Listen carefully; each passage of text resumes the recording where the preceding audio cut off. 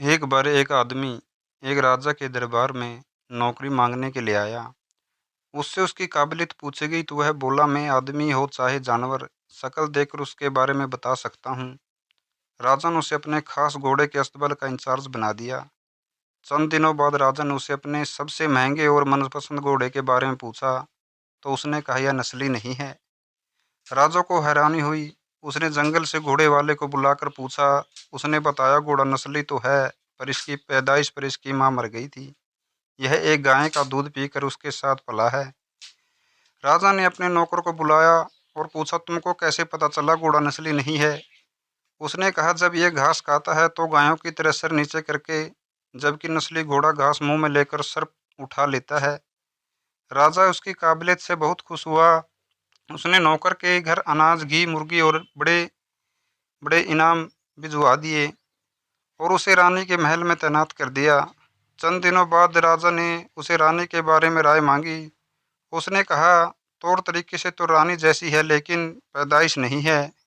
राजा के पैरों तले जमीन निकल गई। उसने अपनी सास को बुलाया, मामला उसको बताया। सास ने कहा, यह हकीकत है कि आपके पिताजी ने मेरे पति से हमारी बेटी की पैदाइश पर ही रिश्ता मांग लिया था, लेकिन हमारी बेटी 6 माह में ही मर गई थी।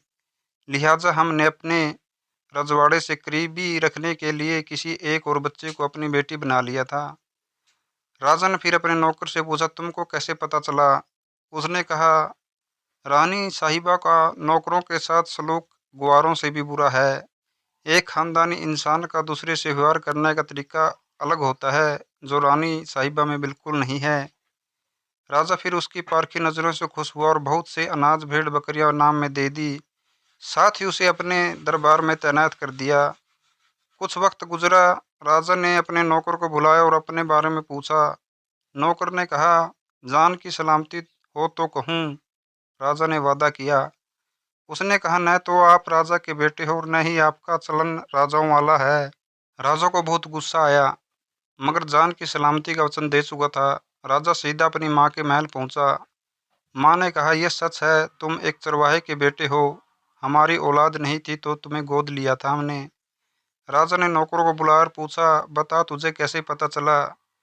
उसने कहा, जब राजा किसी को इनाम दिया करते हैं तो हीरे, मोती, जवाहरात की शक्ल में देते हैं, लेकिन आप भेड़ बकरियां, खाने की चीज़ें दिया करते हैं।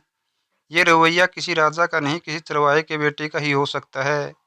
किसी इंसान के पास इतनी धन दौलत, सुख समृद्धि और रुतबा, बाहुबल है, ये सब बाहरी दिखावा है।